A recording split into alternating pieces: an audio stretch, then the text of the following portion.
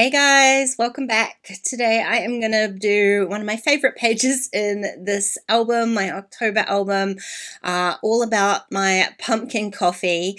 I've got this great new stamp set, Witch's Brew from Papertrey Ink, and I'm going to do a whole bunch of stamping on here.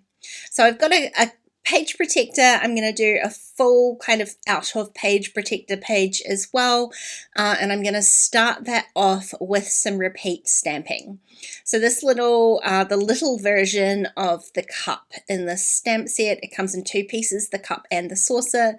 I've put them onto separate blocks so that I can repeat stamp the whole lot in one go, and I'm going to repeat stamp that all up and down the page using a very pale pink ink because I've created myself a little seasonal coffee bar above my coffee maker, and there's a couple of pink cups in there, as you can well imagine. So I'm using kind of pink and orange in today's page. So you can see me building up the repeat stamp here. I'm not going to make you watch the entire page. There, it's all done. It didn't actually take that long, but I kind of start with one row and then work my way out from there. So on the page protector side of things, this is a Life Crafted page protector that has two 4x4 pockets in it. I've started with one 4x4 photo, and I'm going to create just this kind of little 4x4 square down here on the bottom. It's going to hold the title for the page, as well as some hidden journaling in there. Now I'm going to trim down a couple of pattern papers. I wanted sort of to keep to that scheme of things, black and white, orange and pink, and I really wanted kind of a black and white background. I've got that heavily pink page over on the left, and I don't want to add too much orange. I guess it's more of a highlight on here, so I've kept a black and white paper. I will end up changing that though, because it just the word paper here that I've picked, the Boo and Eek and Spooky. I love it. It's super cute. You can see me. I'm going to use it on the left-hand side to double map my photo over here as well. But it felt a little like a little heavy over on the right-hand side. It's going to take too much kind of attention away from my title, and so I will end up changing that. But to create the hidden journaling, all I'm going to do is trim down a strip of paper that is 4 inches wide. I've just randomly folded that because if I folded it 4 by 4 inches, it won't quite sit to the bottom of my pocket. So I wanted to just make sure that I folded that so that when I slip it into the pocket here, you can see the fold is actually above the slit of the pocket, which makes it a little bit larger than 4 inches. It's not quite 4 1/4. It's maybe 4 1/8 maybe, but it was easier just to measure it against the page protector rather than try to guess that size. So what I'm going to be able to do here is run this through my typewriter and add my journaling onto it. It's just going to make it a lot easier to have that hidden journaling on the inside. I'm not trying to squeeze it all onto one side of a pocket. So I did actually go ahead and adhere everything down before I decided that I didn't like it. Luckily it peeled up fine.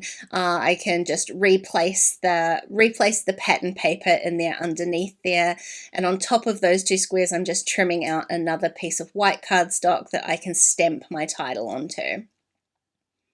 So there we go. I've replaced the pattern with just this grid. I'm much happier with it, to be fair. And now I'm going to carry on with doing a little bit of extra stamping because there are so many fun stamps on this stamp set. There are a couple of these witchy themed coffee stirrers. So I'm going to slip them in underneath the photo, and I'm stamping them in black just to add a little bit more black onto this side. So one is this kind of moon and star. Stars are going to become kind of a big theme in here. You can see the little star banner that I put under my coffee shelf, so I want to make sure I'm adding those stars elsewhere on the page too. The other little coffee stirrer that I'm using is this really cute witch's broom. I've just grabbed my tweezers there to hold my photo cluster so that I can easily move that in and out just to make sure that those are actually going to stick up above the photo. So I stamped the stars twice, once at the top and once at the bottom. I am going to go back in and just add a little bit more kind of underneath so it looks like the stars are coming out from underneath the photo, just a little bit.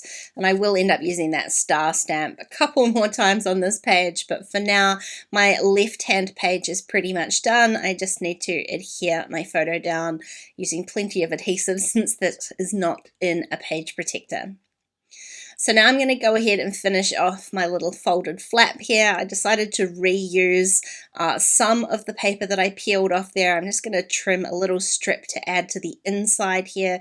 You can see all the rough peel off of the glue, but the paper still looks fine, and it just kind of ties in both sides of this page.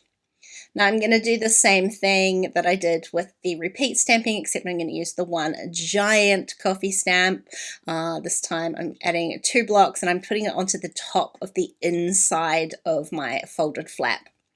Now I didn't have the exact kind of orange that I wanted to stamp this, it's kind of, I guess, a title, into the coffee cup. Like the sentiments all fit into the cups really nicely.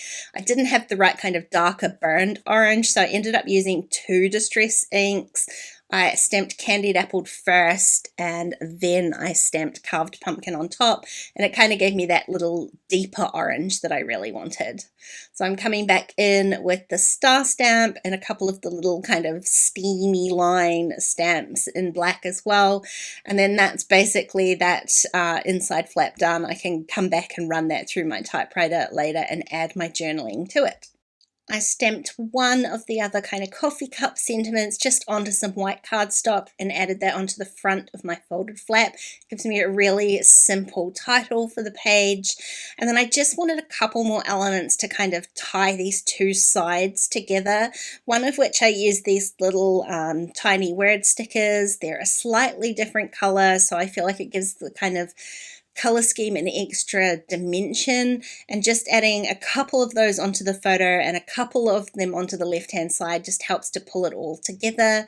Funny how you can turn some of those very non-coffee related sentiments into a kind of coffee theme when you need to. The last thing I wanted to do was add a little bit more orange to this bottom right hand pocket. There's definitely kind of pumpkins and orange on both of the other elements of this page. So all I've gone ahead and done is fussy cut out a piece from a pattern paper. I love that little pumpkin, just a full pumpkin, not a jack-o'-lantern. And I'm going to go ahead and adhere him down onto the bottom right hand corner, and then I can call this page all done. This is definitely one of my favorite new additions to my Halloween stash, and I love how this page turned out. Hey, thanks for watching today, guys. I really hope you enjoyed the video. If you did, please go ahead and give it a thumbs up, and don't forget to subscribe to my channel if you want to see more videos like this. If you want to keep watching now, I'm going to leave a couple videos on screen. Otherwise, I'll see you again really soon. Bye!